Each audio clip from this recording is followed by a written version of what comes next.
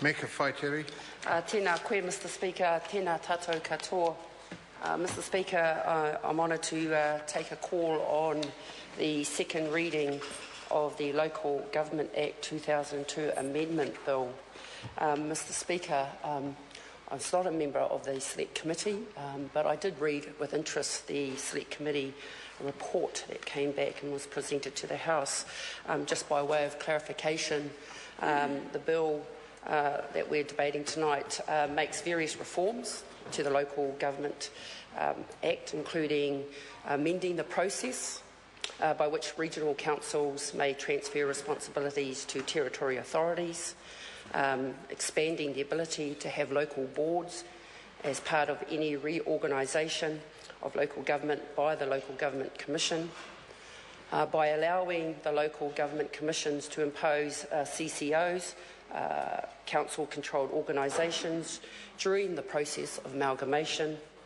The purpose also includes reforming the consultation requirements for councils, of restricting the ability of councils to charge development contributions, and finally to enabling territorial authorities to enter into development agreements, legally enforceable contracts with developers. Mr Speaker, it's with the fourth point, reforming the consultation requirements for councils, I'd like to make my contribution to it. Labor clearly believes in local democracy and the right of communities to have a say on major decisions affecting them. We believe local decisions are best made locally. We are absolutely committed to close and collaborative working relationships with our local government agencies to ensure it is empowered and resourced to meet the needs of its communities. See, Mr Speaker, consultation at the local level is a right for all New Zealanders. But in recent times, and as a very recent member of this House, in my own electorate of Ikaro Rāwhiti, in my own hometown of Hawke's Bay, I have witnessed local democracy being sidelined severely, Mr Speaker, in pursuit of economic development. And we're of course talking about the Ruataniwha water storage scheme, Mr Speaker, where people throughout Hawke's Bay have absolutely been felt sidelined in terms of their views on this proposal. And I've seen some really questionable actions of our Hawke's Bay Regional Council, and for me that particular incident is still leaving quite a bitter taste in local, particularly as a ratepayer myself, around how poor processes can lead to poor decision making. And in that situation, Mr Speaker, in today's date, in today's time, I guess, the question of the Hawke's Bay Regional Council appointing their CE at the time to manage the project removed the ability to be objective when a proposal was presented to our governors, our Hawke's Bay Regional Councils.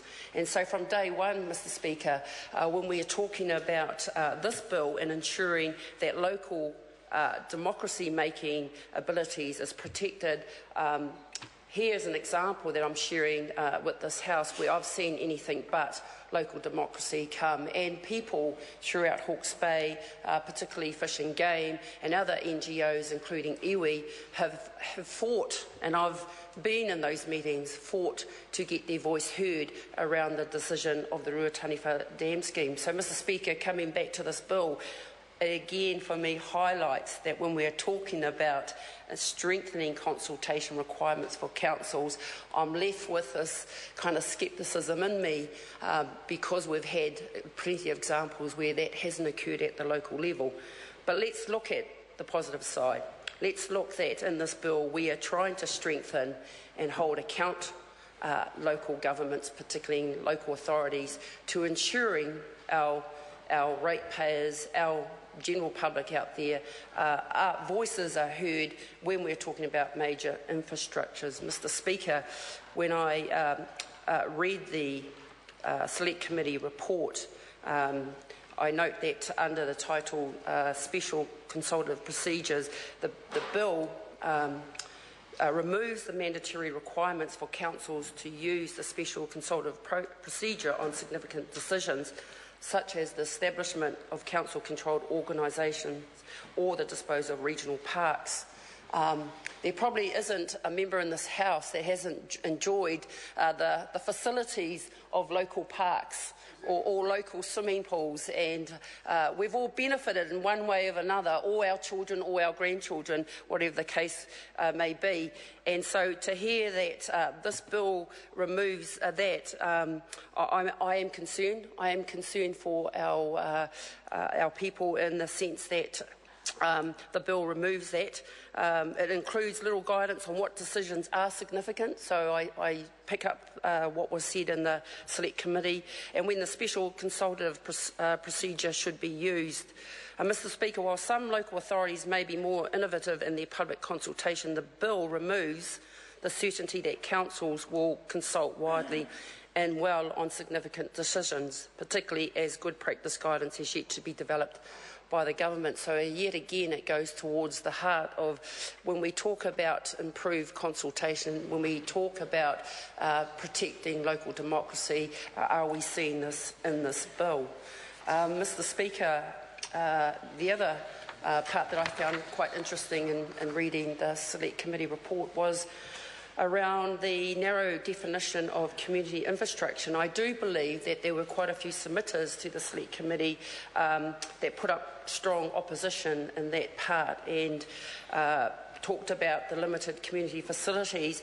But for me, what came through in this part of the report was the fact that for a lot of councils, they'll be left holding the cost of keeping some of these infrastructural facilities opened. And given the rate burden that a lot of our people are facing now, I'm concerned, Mr Speaker, that more costs are going to be put on to ratepayers to keep open our local swimming pools, to keep open our local community halls, and given that we are at our libraries even. And so it gives me concern that the bill will force some of that cost back onto the ratepayers, and like the submitters clearly demonstrated, that's an added burden to what is already trying times. Mr Speaker, I do also want to note that one of the submitters, or one of the submitters to the council, was from the Christchurch City Council, and they went to the heart of the extra costs that they would be left with this bill passing. And there's a revenue shortfall for Christchurch City Council of some $32.2 million over 10 years.